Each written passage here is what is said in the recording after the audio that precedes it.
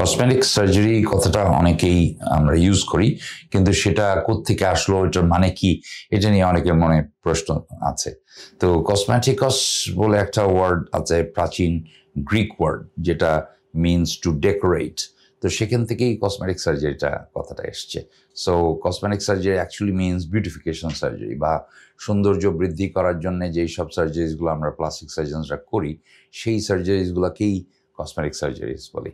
আর এটার আরেকটা নাম আছে, সায়েন্টিফিক নাম, সেটাকে এস্থেটিক সার্জারি বলি। তো এস্থেটিক সার্জারি বলতে আমরা কি কি বুঝাই, সেটার মধ্যে আমরা যদি বলি উপরে ফ্রম হেড টু টো, পুরুষ মানুষের মাথায় টাক পড়ে গেছে, সেখানে আমরা যদি চুল প্রতিস্থাপন করে দিই, সেটাকে হেয়ার ট্রান্সপ্লান্ট বলি, that is an aesthetic surgery. তারপর ধরেন নাকের সৌন্দর্য বৃদ্ধি করার জন্য রাইনোপ্লাস্টি করছি, সেটা এস্থেটিক সার্জারি বা কসমেটিক সার্জারি। ফেস লিফট, বয়সের ছাপ কমানোর জন্যে ফেসের চামড়াগুলো আমরা টান টান করে দিচ্ছি, that is also cosmetic surgery. বা লিপ রিডাকশন বা লিপ অগমেন্টেশন করছি, পেরি অরবিটাল, যেরকম চোখের পাতার ব্লিফারপ্লাস্টি করছি, ব্রেস্টে অগমেন্টেশন করছি, ব্রেস্টের সাইজ নর্মাল বা বৃদ্ধি করার জন্যে যেই অপারেশনসটা হয়। আবার at the same time reduction myoplasty, যাদের ব্রেস্ট অনেক বড় থাকে, সেখানে আমরা ছোট করে নর্মাল সাইজে নিয়ে আসি।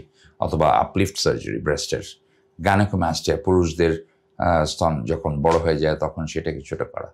এবং ব্রেস্ট রিকনস্ট্রাকশন একটা আছে, সেখানেও আমরা ক্যান্সারে ব্রেস্ট ফেলে দিলে সেখানে আমরা রিকনস্ট্রাকশন করে দিতে পারি। পেটের কিছু এস্থেটিক সার্জারি আছে, ভেরি কমন, লাইপোসাকশন, পেটের চর্বিগুলো কমিয়ে দিয়ে পেটটাকে ফ্ল্যাট করা।